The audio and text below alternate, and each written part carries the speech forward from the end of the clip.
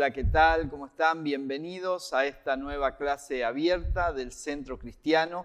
Pertenece a la Escuela de Ministerio y bueno, quisimos que este espacio esté disponible para todos los que quieran participar de este estudio de discipulado que estamos realizando todos los días miércoles. En este tiempo, en este semestre, estamos estudiando acerca de los vencedores, ¿sí? Un tema muy importante que no tiene que ver con el éxito personal, con el exitismo al que a veces estamos acostumbrados, con logros personales, sino con lo que la Biblia destaca y llama como vencedores a hombres y mujeres que realmente han entendido que el Evangelio es una causa y que somos parte de ese mover de Dios que tiene como propósito establecer el reino de Dios, extender el reino de Dios en las naciones de la tierra. Vimos en la clase pasada, estuvimos hablando acerca de la profecía de Balaam, algo que encontramos allí en el Antiguo Testamento y que nos revela algunas verdades, entendiendo a Israel como tipo y sombra de la iglesia. Podemos de ahí nosotros tomar y extraer algunas enseñanzas. Hablamos de dos frases, dos declaraciones que hace Balaam. Recuerde que Balaam fue contratado por Balac para maldecir a Israel, pero no pudo hacerlo. Cada vez que abría su boca, lo que salían eran palabras de bendición hacia Israel. Y hay dos frases, como dijimos, que sobresalen de estas profecías de Balaam. Y una de ellas dice: Dios no ha notado iniquidad en Jacob. De esto hablamos el miércoles pasado, ¿sí? Dios no ha notado iniquidad en Jacob. Y dijimos que Jacob, Israel, era un pueblo lleno de pecado, lleno de iniquidad. Sin embargo, por causa del tabernáculo, por causa del arca del pacto, por causa de los sacrificios, por causa del sacerdocio y todo lo que llevaba, que estaba como centro del campamento de Israel, al estar Israel alrededor de todo esto, Dios no veía el pecado de su pueblo. Y esto era una figura, dijimos, de la justificación por la fe. Nosotros, hombres, mujeres, llenos de defectos, de debilidades, sin embargo, Dios no ve la iniquidad, no ve el pecado porque nos ve a través de la sangre de Jesucristo. Esa es la posición de aquel que ha sido justificado por la fe, que no permite que el enemigo le condene, le culpe, sino que vive en la libertad de los hijos de Dios.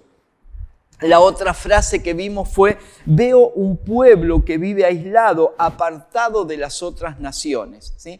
Esta es otra declaración importante en torno a Israel y que tiene que ver con la vida de la iglesia, porque habla de nuestra condición de celestialidad, como vimos, ¿sí? Seres celestiales. Así nos llama la palabra, o sea, vivimos bajo otra naturaleza, no la naturaleza de este mundo, sino la naturaleza celestial. Esto es, en otras palabras, lo que la Biblia llama, y tal vez es la interpretación más correcta, más precisa del concepto de santidad, ¿sí? Muchas veces hemos pensado en la santidad en términos de ausencia de pecado, de no hacer nada malo, de portarnos bien, pero el sentido más estricto de la palabra santidad tiene que ver con ser apartados, con pertenecer justamente a otro ámbito, a otra naturaleza, ¿sí? Y tiene que ver con el sentido de eternidad y no de temporalidad, ¿sí? Así que estos son dos aspectos fundamentales. Por un lado, la posición de justificados por la fe. Por otro, la posición de santidad, apartados de las demás naciones de la tierra. Somos un pueblo diferente en esencia, en sustancia y en naturaleza, ¿sí? Y mantener esa posición es la tarea de los vencedores. Claro, pero mantener esa posición tiene un costo, dijimos. Ese costo está expresado en las palabras de Apocalipsis cuando dice que ellos menospreciaron sus vidas hasta la muerte. Estos son los vencedores. Esa es la manera, el costo, ¿sí?, de mantener firme esa posición, es que nos jugamos la vida en esto. En nuestro caso no nos ha tocado jugarnos la vida de manera literal como sí les tocó a los primeros cristianos y a tantos otros, y les sigue costando a otros aún en este tiempo. El hecho de que menospreciaron sus vidas significa que no estimaron preciosa su vida para sí mismo, como también expresa el apóstol Pablo en su mensaje a los ancianos de Éfeso, ¿no? No estimo preciosa mi vida con tal de que acabe la tarea que me ha sido encomendada, que es la predicación del Evangelio. O sea, para Pablo era más importante predicar el Evangelio y cumplir la asignación divina que preservar su vida, ¿sí? No los movía a estos vencedores un sentido de supervivencia o de bienestar personal, sino la causa que habían abrazado, que era la causa del Evangelio. Bueno, esto es un poquito de repaso para ponernos en situación de lo que vimos la semana pasada. Y quedamos allí en un punto donde debemos entender aquí la necesidad que la iglesia tiene de la visión. Ver esto que estamos hablando, esta posición de la iglesia debe ser vista, ¿sí? La visión aquí es absolutamente necesaria. Si la iglesia hubiera visto esto que estamos hablando, ¿sí? Todo sería diferente, tal vez la historia sería diferente en muchos aspectos. El vencedor justamente es aquel que tiene visión cuando la mayoría la ha perdido.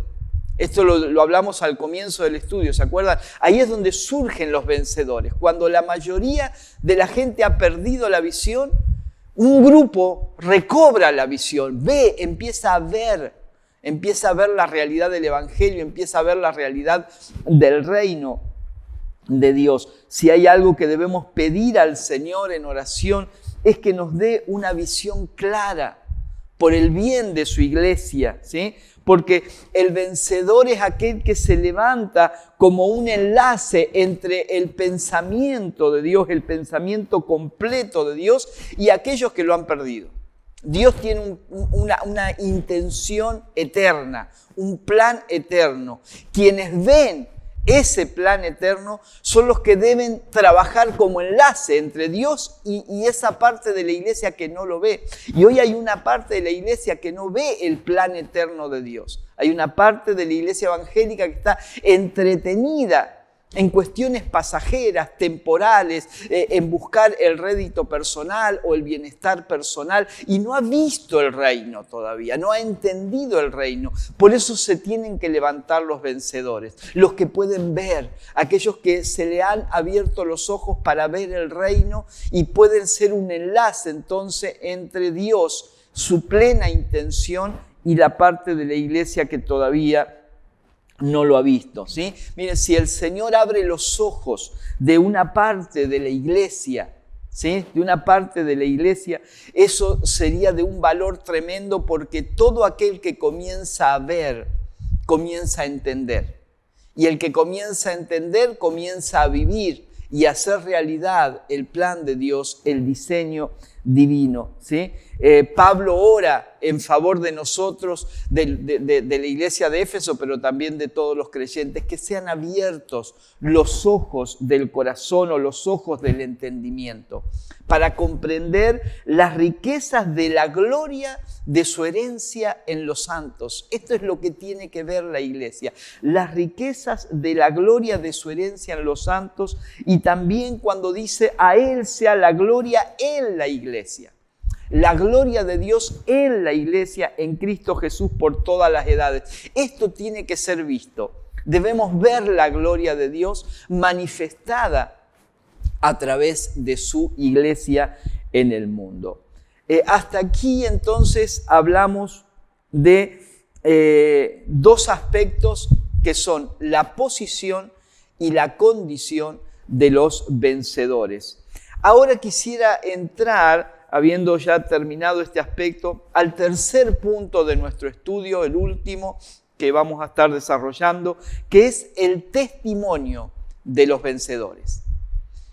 El testimonio de los vencedores. Y para ello quiero comenzar con algunos textos bíblicos del libro de Apocalipsis para que nos demos cuenta qué lugar ocupaba el testimonio en todo lo que es el libro de Apocalipsis, la revelación de Jesucristo que recibe el apóstol Juan. Leemos en Apocalipsis capítulo 12, versículo 11, el texto que quizás es un poco el lema, la central de todo lo que estamos hablando. Ellos lo han vencido, ¿sí? Está hablando del dragón, acuérdese, del enemigo. Ellos lo han vencido por medio de la sangre del Cordero y por el mensaje del cual dieron testimonio. No valoraron tanto su vida como para evitar la muerte. Leemos también en Apocalipsis 1:2, quien por su parte da fe de la verdad, escribiendo todo lo que vio, a saber, la palabra de Dios y el testimonio de Jesucristo. Apocalipsis 1:9, yo Juan, hermano de ustedes y compañero en el sufrimiento, en el reino y en la perseverancia que tenemos en unión con Jesús, estaba en la isla de Patmos por causa de la palabra de Dios y del testimonio de Jesús. Capítulo 6, versículo 9. Cuando el Cordero rompió el quinto sello, vi debajo del altar las almas de los que habían sufrido el martirio por causa de la palabra de Dios y por mantenerse fieles en su testimonio. 12:7. Entonces el dragón se enfureció contra la mujer y se fue a hacer guerra contra el resto de sus descendientes, los cuales obedecen los mandamientos de Dios y se mantienen fieles al testimonio de Jesús. Y Apocalipsis 19:10, me postré a sus pies para adorarlo, pero él me dijo, no, cuidado, soy un siervo como tú y como tus hermanos que se mantienen fieles al testimonio de Jesús. Adora solo a Dios. El testimonio de Jesús es el espíritu que inspira la profecía. Todos estos textos tienen como común denominador el testimonio de Jesús, ¿sí? Como dijimos en las clases anteriores, vimos tres aspectos en todo lo que es este estudio, tres aspectos que deben observarse con respecto al vencedor. Se trata de una condición, ¿sí?, o estado, se trata de una posición y se trata de un testimonio. Estos son los tres ejes que estamos estudiando, ¿sí? Una condición, una posición y un testimonio. La condición o estado de los vencedores tiene que ver con la justificación por la fe, ¿sí?, en Jesucristo, la justicia que es representada por la sangre de Cristo, por la vida incorruptible y por la naturaleza del Señor Jesucristo, la cual es nuestra por medio de la fe, ¿sí? El estado es celestial, como vimos también, y allí es donde debemos mantenernos firmes, donde la iglesia debe mantenerse firme. Esto es esencial para poder estar en esta categoría, por decirlo de alguna manera, de vencedores, para que la iglesia sea vencedora sobre el ataque del enemigo, que es tratar de correrla, de moverla, de sacarla de la posición en la que Dios la ha ubicado. Y ahora llegamos entonces al tercer aspecto que tiene que ver con esto que leíamos, que es el testimonio de los vencedores, ¿sí? Ahora, estos tres aspectos que estamos viendo no son cosas diferentes, aisladas, sino que están entrelazadas. Ninguno de estos tres aspectos se puede tener sin los otros. O sea, van juntos, es un paquete, podríamos decir, un combo, sino que uno lleva al otro, uno es consecuencia o resultado del otro, ¿sí? El estado de la justificación por la fe, cuando es correcta, cuando es adecuada, se traduce en una posición. Primero es un estado que se traduce en una posición que es celestial, que es espiritual, y la posición conlleva el testimonio. O sea, la posición nos conduce al testimonio, ¿sí? Si miramos o lo vemos desde el orden inverso, vamos a ver que el testimonio, ¿sí?, se produce en virtud de la posición y la posición, ¿sí?, en virtud de la condición, o es el resultado de la condición.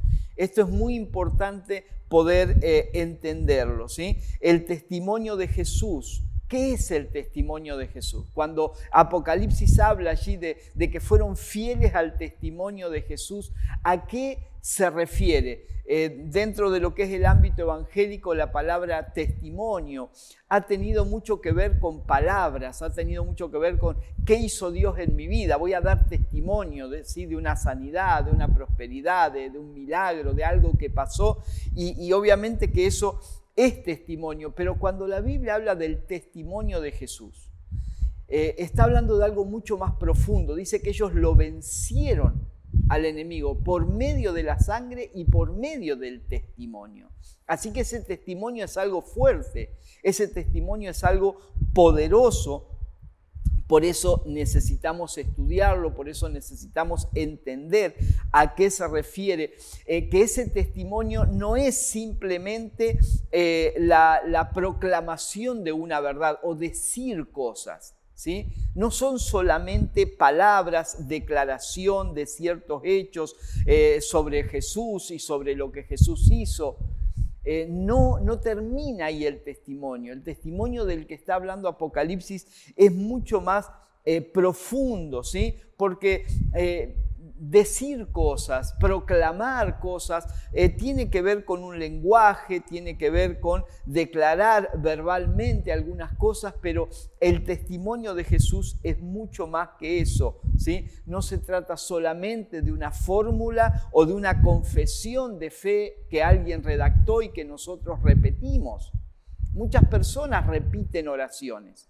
¿Cuánta gente le hemos hecho repetir la oración del penitente? Recibo a Jesús en mi corazón. Y parece que eso es un testimonio, pero si esas palabras no cambian, no transforman la vida, quedan en una mera declaración. O sea, el testimonio de Jesús es más que palabras, ¿sí? El testimonio que enfrenta al gran dragón allí de Apocalipsis capítulo 12, al enemigo, y lo saca de toda su actividad, lo deja fuera de circulación al enemigo, ¿sí? No es un testimonio de meras palabras. Cuando escuche usted y cuando estemos hablando de testimonio, vamos a ver que es algo mucho más profundo. El testimonio es nada menos que la encarnación misma de todos los hechos de Cristo de una manera espiritual y viviente. Cuando hablamos de la sangre, cuando hablamos de la vida incorruptible, cuando hablamos de la naturaleza del Señor, su testimonio tiene que ver con estos hechos encarnados en nosotros, no solamente cosas que creemos y que porque creemos las decimos, ¿sí? El efecto o lo que va a demostrar realmente si el testimonio es verdadero o no es el efecto que tenga sobre el ataque del enemigo. A ver, para decirlo de manera clara, si yo proclamo Jesucristo es mi Señor y yo digo que la sangre de Cristo me ha limpiado de todo pecado, pero después, día por medio, cada 2 o 3 días me siento culpable, me siento indigno, entonces estoy proclamando, dando un testimonio con la boca, pero lo anulo con mi vida o lo anulo con mi actitud. ¿Sí? Cuando proclamo algo, pero después no lo sostengo en mi diario vivir, entonces se cae el valor y el poder del testimonio, ¿sí? Entonces, no es lo que decimos creer o lo que decimos profesar el testimonio, sino lo que es corroborado por nuestra propia existencia, por nuestra forma de vida, cada día expresado. Los vencedores no solo creen ciertas verdades, se transforman en esas verdades y viven por y para esas verdades. Esta es la característica del testimonio de los vencedores. El testimonio es que todo lo referente a Cristo se ha hecho parte de nosotros, no es solamente algo que creemos. Demasiada gente vive proclamando cosas que cree. El que encontró una forma de comida saludable le cuenta a todos, le da testimonio de lo bien que se siente comiendo de esa manera. Ese es un testimonio verbal de algo que a la persona le agradó, le hizo bien, le gusta y se lo cuenta a otros. Y podríamos dar muchos ejemplos acerca de esto, ¿sí? Recuerdo en una época que se vendían ciertos productos y los vendedores, esas tipo de ventas en red, los vendedores se reunían y en esas reuniones contaban testimonio de lo bien que ese producto le había hecho. Ahora, no podemos reducir el testimonio de Jesús, el testimonio de los vencedores, a meras declaraciones. Eso tiene que hacerse carne y tiene que transformarse en una forma de vida. Ese es el testimonio de Jesús. Ese es el testimonio al que Apocalipsis se está refiriendo. Mire, en el caso, volviendo a las iglesias de Asia, allí en los capítulos 2 y 3 de Apocalipsis, sí que estamos tomando también un poco como referencia, en el caso de estas iglesias, en algunos sentidos, no hubo una desviación de la verdad, ¿sí? En cuanto a la doctrina, en cuanto a su fe en Jesucristo. No fue por ahí la desviación de estas iglesias. No se habían desprendido de la fe en el Señor, ¿sí? Sin embargo, había ciertos reproches que Jesús le hacía. Ellos se mantenían fieles a su fe en Jesucristo, ¿sí? Y muchas cosas loables. Fíjense que a todas las iglesias el Señor le dice, has hecho esto y las alaba por ciertas virtudes que encontraba en estas iglesias, pero luego viene él, tengo algo contra ti. Tú tienes allí a tal situación, a tal persona. Y cuando habla de la doctrina de Balaam, fíjense que la doctrina de Balaam no tiene que ver con una declaración de creencia, sino con una práctica, porque la doctrina de los Nicolaitas y la de Balaam, el problema era a qué llevaban, a qué condición práctica, a qué tipo de conducta llevaban a los creyentes. Entonces, el problema de estas iglesias no tenía tanto que ver con lo que decían, sino con lo que permitían, con lo que vivían cada día. Y esto era lo que iba anulando en ellos el verdadero testimonio, ¿sí? Entonces, cuando el Señor tiene en cuenta el objetivo para el cual existe la iglesia, ¿sí? La iglesia existe para un propósito, para un diseño divino. Cuando Dios tiene en cuenta eso, el para qué de la existencia de la iglesia, no puede estar satisfecho simplemente con una buena declaración doctrinal. Porque la iglesia es mucho más que eso. La iglesia es mucho más que una declaración de doctrina, que una declaración de verdades, ¿sí? La iglesia es la encarnación de todo lo que es Cristo, porque es el cuerpo de Cristo. Entonces allí es donde la iglesia debe bajar el cielo a la tierra, lo celestial debe ser bajado a lo terrenal, lo eterno tiene que ser plasmado en la temporalidad. Esa es la tarea de los vencedores y ese es el testimonio, básicamente el testimonio de Jesús. Sobre esto, sobre el testimonio de Jesús, quisiera que veamos algo acerca de la naturaleza de ese testimonio, ¿sí? ¿Cuál es la naturaleza del testimonio de Jesús? ¿Cuál es el testimonio de Jesús en esencia? Si tuviéramos que resumirlo de alguna manera, tendríamos que decir que Jesús ha vencido a Satanás, ¿sí? Esa es la base del testimonio de Jesús en el contexto en que lo estamos estudiando. Acuérdense que el contexto es Satanás haciendo guerra contra la iglesia, el contexto es un enemigo que trata de sacar a la iglesia de su posición y allí surgen los vencedores. Es el contexto, el marco dentro del cual estamos estudiando esto. Entonces, Jesús ha vencido a Satanás, Jesús ha vencido al mundo, Jesús ha destruido el poder de la muerte. Esas son verdades contundentes que encontramos en las Escrituras. Este es el testimonio integral de Jesús. La victoria sobre Satanás, la victoria sobre el mundo y la victoria sobre la muerte. Ese es el testimonio integral, ¿sí? En el caso de Jesús, eso ya es un hecho consumado. Ya sucedió. Ya pasó, no es algo que va a suceder, sino es algo que ya sucedió, ¿sí? En el caso de Satanás, el príncipe de este mundo ya ha sido echado fuera, dice la palabra. Ya ha sido echado fuera porque la victoria de la cruz ha sido una victoria contundente. El que tenía el poder de la muerte fue anulado. Ese poder de la muerte fue anulado y las obras del diablo han quedado destruidas. ¿sí? Todo esto es un hecho consumado. Entonces, en el caso de Cristo, Él ya venció a Satanás, Él venció la muerte y Él venció al mundo. Ahora, esto tiene que transformarse en nosotros en un estilo de vida. Si decimos que todo lo de Cristo está en nosotros, entonces nosotros debemos manifestar ahora esa victoria sobre Satanás. Nosotros debemos manifestar, proclamar y manifestar la victoria sobre el mundo, sobre el sistema de este mundo, y nosotros debemos proclamar y manifestar la victoria sobre la muerte. Esto es manifestar la vida, no es otra cosa que manifestar la vida. Entonces, el testimonio de Jesús, dijimos, no es solamente una declaración de hechos que son verdades, sino que debe ser, la iglesia debe transformarse en esos candeleros. ¿Se acuerdan que en el capítulo 1 de Apocalipsis Juan tiene la visión de 7 candeleros? Y el mismo Señor le dice que esos candeleros son las 7 iglesias, ¿sí? Son quienes iluminan de alguna manera. Somos los vasos que contenemos, ¿sí?, toda la gloria de Dios, la encarnación de toda la victoria de Cristo de una manera viva. Eso es lo que somos como iglesia y eso es lo que debemos manifestar al mundo, ¿sí?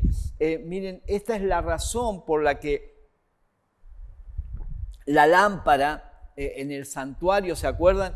Dentro del tabernáculo, la lámpara no debía apagarse.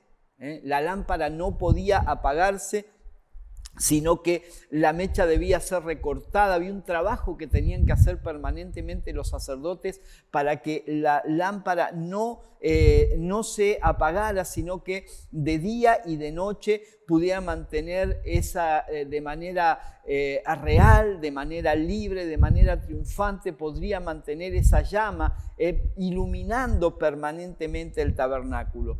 Esto era un tipo justamente de la encarnación de los hechos del Señor, ¿sí?, en la vida de la iglesia, ¿sí?, que todo lo que Jesús hizo y lo que Él es, viva expresado aquí en la iglesia. O sea, la llama de ese candelabro que es la iglesia, la llama encendida, es la vivencia permanente de toda la realidad de Cristo.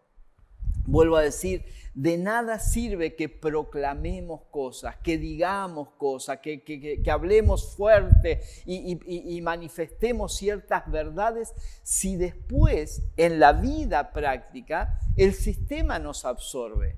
Aún como iglesia institucional, muchas veces ha sido absorbida la iglesia por el sistema, cae bajo el sistema y eso es de alguna manera anula justamente el testimonio de Jesús, ¿sí? El testimonio abarca todo lo que es la victoria de Cristo, de la cual la iglesia debe apropiarse y la cual la iglesia debe manifestar, ¿sí?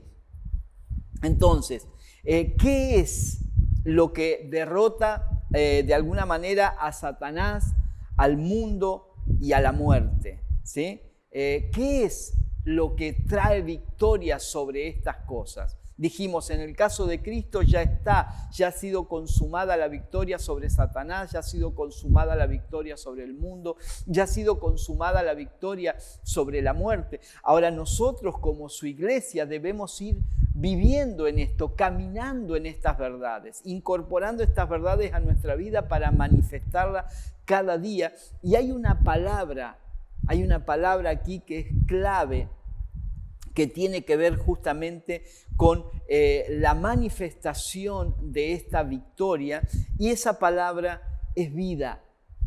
Esa palabra es vida, ¿sí? La vida es la suma total de todo lo que es el ser de Cristo y su obra. Todo lo que es Cristo y todo lo que ha sido la obra de Cristo y es la obra de Cristo se puede resumir en esta palabra: Él es la vida. Él es la vida. Él vino al mundo como la vida. ¿Se acuerdan de las palabras del mismo apóstol Juan en su Evangelio, en el capítulo 1? ¿Sí? En Él estaba la vida y la vida era la luz de los hombres. Y los hombres amaron más las tinieblas que la luz. Y todo, Juan habla muchísimo acerca de Cristo como la vida. No como una vida diferente, sino como la vida. Toda la persona de Cristo representa eso, ¿sí? Y justamente vino ¿para qué? Para contrarrestar, vino para ser la alternativa a la muerte espiritual, ¿sí? Entonces, todo lo que esté alrededor de Cristo es vida. Todo lo que tenga la esencia y la naturaleza de Cristo es vida, ¿sí? La muerte no existe en Él. Él dijo, yo soy la vida. Yo soy la vida. Los apóstoles decían, sus palabras son espíritu y son vida, ¿sí?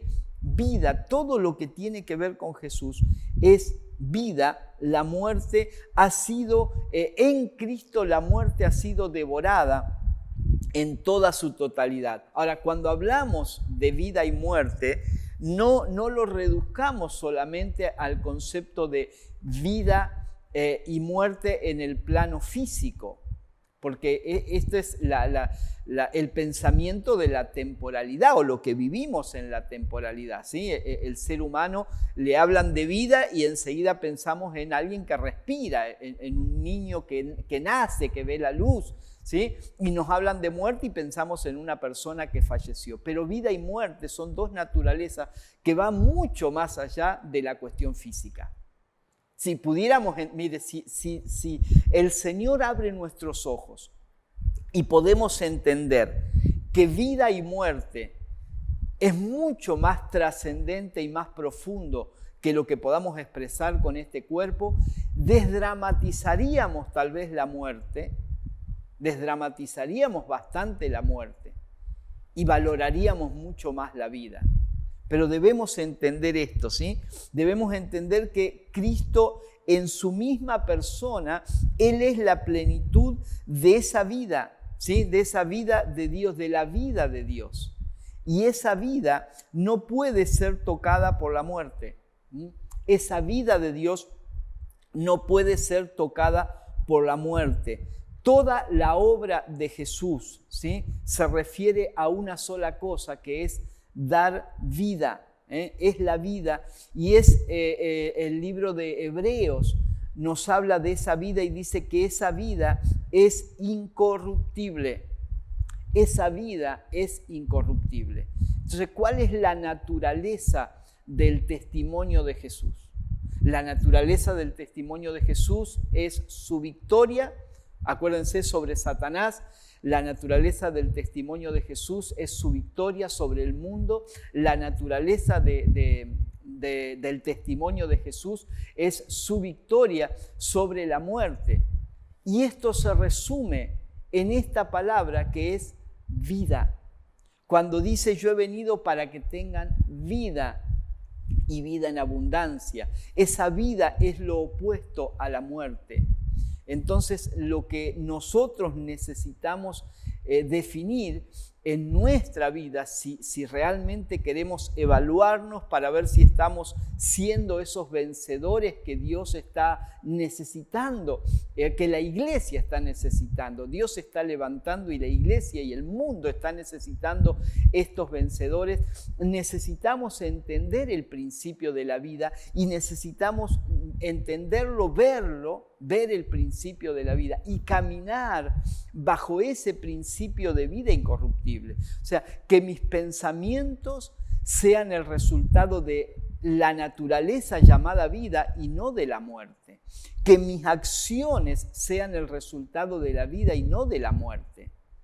Porque a veces creemos que porque respiramos vivimos, pero el cuerpo puede estar vivo y sin embargo podemos ser absorbidos por un espíritu de muerte. Y no estoy hablando de depresión, pánico, ganas de morirse, que todo eso existe por supuesto. Estoy hablando de la muerte como sustancia, de la muerte como la esencia de Satanás. O sea, la esencia de Satanás es la muerte, así como la esencia de Cristo es la vida. Entonces el testimonio de Jesús tiene que ver con esa vida. El testimonio de Jesús es más que decir palabras, es más que recitar doctrinas o recitar verdades. El testimonio de Jesús es apropiarnos de esa vida, es caminar bajo esa naturaleza de vida, es desechar todo lo que sea resultado de la muerte para caminar en esa vida, ¿sí? En esa vida. Miren, cuando la vida se manifiesta, no hay nada que pueda detenerla. Por eso es una vida incorruptible. Esa vida que es la vida de Cristo en nosotros no puede ser corrompida por causa del sistema. Cuando el sistema nos corrompe, lo que se está manifestando es la ausencia de vida. El sistema puede corromper a la muerte, pero no puede corromper a la vida del Hijo de Dios. Por eso necesitamos realmente entender esto, ¿sí? Entender la naturaleza del testimonio de Jesús para poder entender a qué se refería Juan cuando dice ellos lo han vencido por medio, ¿sí?, de la palabra del testimonio. Otra vez, la palabra del testimonio no es decirle a alguien que vamos a una iglesia, invitarlo a una reunión. El testimonio es mucho más profundo que eso. El testimonio tiene que ver con encarnar en nosotros la victoria de Cristo, caminar nosotros en esa victoria sobre Satanás, sobre el mundo, sobre la muerte. La victoria sobre la muerte no es solamente creer que un día vamos a resucitar, lo cual creemos que sucederá, sino vivir como resucitados en el presente. O sea, ser vencedores sobre la muerte. Miren, todo a nuestro alrededor, dentro de este sistema, del sistema de este mundo, está impregnado de esa naturaleza llamada muerte. Obras que llevan a la muerte, ¿sí?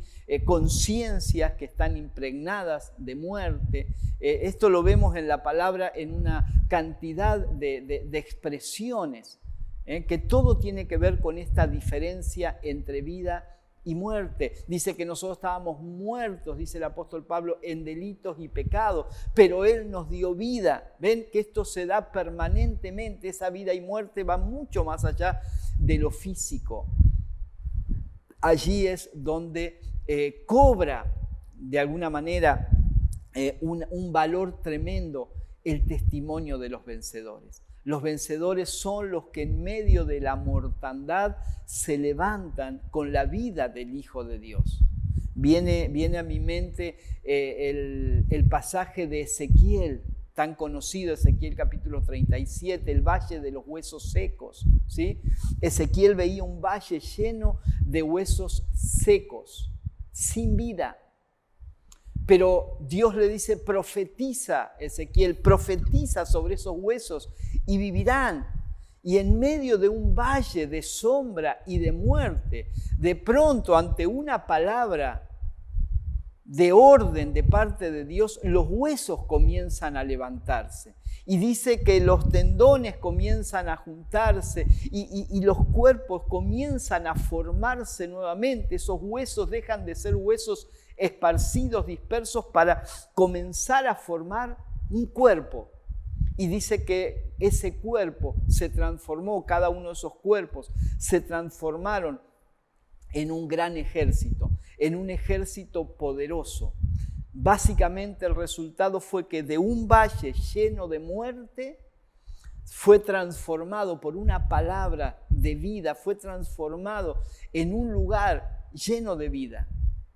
Y esta es la ilustración más clara de la necesidad que tenemos hoy como iglesia donde hay demasiados huesos secos, pero necesita levantarse el ejército de los vencedores. Necesitamos ese soplo de vida, que ya fue dado. Esa palabra ya fue dada, esa palabra de vida ya fue soltada. Ahora necesitamos que se abran nuestros ojos para ver. Necesitamos que podamos percibir, como la iglesia de la Odisea, buscar colirio, como el Señor le aconseja a esta iglesia. Que de mí compres oro refinado y que pongas colirio en tus ojos para que veas.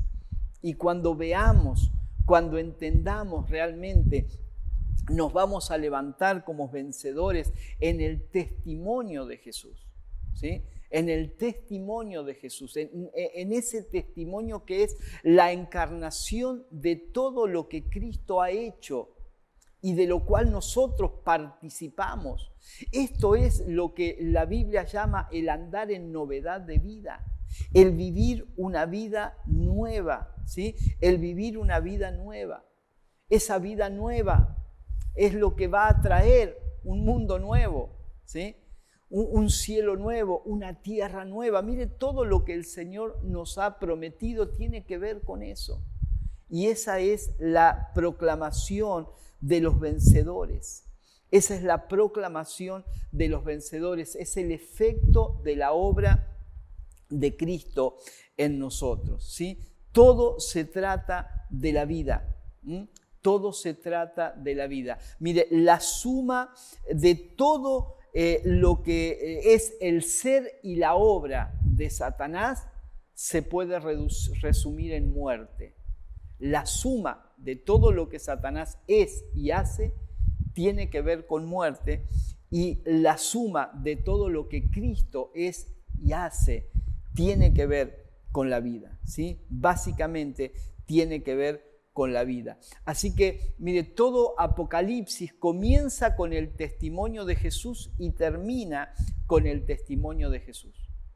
Y es allí donde debemos pararnos los vencedores, ¿sí? Yo quiero dejar aquí en esta noche para que podamos reflexionar sobre esto y poder orar juntos en esta noche, que realmente nuestra condición y nuestra posición como iglesia se traduzcan en un testimonio de vida, en la manifestación, la proclamación, la manifestación. Miren, este año estamos hablando justamente de proclamar y manifestar lo eterno. Proclamar y manifestar lo eterno. Y eso no es otra cosa que proclamar y manifestar la vida de Dios. La victoria de Cristo sobre Satanás, la victoria de Cristo sobre el mundo, la victoria de Cristo sobre la muerte tiene que ser proclamada, pero también tiene que ser manifestada, vivida, encarnada por la iglesia. Este es el testimonio de los vencedores, no es otro. No se trata solo de palabras, no se trata de pegar 3 gritos y decir yo soy victorioso y a mí nadie me vence. Se trata de caminar día a día encarnando la victoria de Cristo, no permitiendo la acusación del enemigo, no permitiendo que nos absorba el sistema, no permitiendo que la naturaleza llamada muerte sea la que determine nuestras decisiones, nuestros pensamientos, nuestra manera de vivir. Lo que debe manifestarse es la vida incorruptible del Hijo de Dios en cada uno de nosotros. Oramos. Señor, gracias te damos en esta noche. Gracias por tu palabra. Gracias por enseñarnos, por mostrarnos el camino de los vencedores, de aquellos para quienes hay promesas gloriosas, de aquellos que estás levantando en la tierra para proclamar, para manifestar las verdades eternas relacionadas con la vida del Hijo de Dios. Oramos en esta noche para que nuestros ojos sean abiertos. Oro para que los ojos de tus hijos, de tu iglesia, sean abiertos. Señor, oramos para que tu colirio sea puesto en nuestros ojos y nuestros ojos sean abiertos para que podamos ver las realidades eternas. Señor, queremos renunciar a todo lo que proceda de esa naturaleza llamada muerte. No vamos a permitir que la muerte impregne nuestros pensamientos, impregne nuestras acciones, sino que pensamientos, acciones, conducta, decisiones sean el resultado de la vida, de tu vida, esa vida incorruptible que ha sido depositada en cada uno de nosotros y que tenemos la responsabilidad de manifestar, esa vida que se transforma en la luz de los hombres, en la luz en medio de la oscuridad. Oramos para que podamos ser esos vencedores que el mundo está necesitando, anhelando. La creación gime por la manifestación de los vencedores, los hijos de Dios que han entendido las verdades eternas. Oro en esta noche, Señor, para que todo velo de religiosidad caiga, todo velo de superficialidad caiga de nuestros ojos. Oro en esta noche, Señor, para que puedan ser quitados de nosotros los velos de la temporalidad y desde una visión de eternidad podamos comprender estas verdades profundas de tu palabra. Podamos estar parados en una posición sólida, que es la justificación por medio de la fe, que podamos estar firmes en esa condición de seres celestiales, de esa iglesia apartada del mundo, separada de este sistema, con otra naturaleza conduciendo su vida. Oro, Señor, para que estas palabras no sean solo palabras, sino una realidad que podamos vivir cada día, levantándonos como vencedores, manifestando y proclamando el testimonio de Jesús, el testimonio de Cristo. Gracias, Señor. Amén. Amén. Buenas noches a todos, gracias por compartir este tiempo juntos y nos encontramos el próximo miércoles para seguir hablando y profundizando, reflexionando juntos acerca de los vencedores.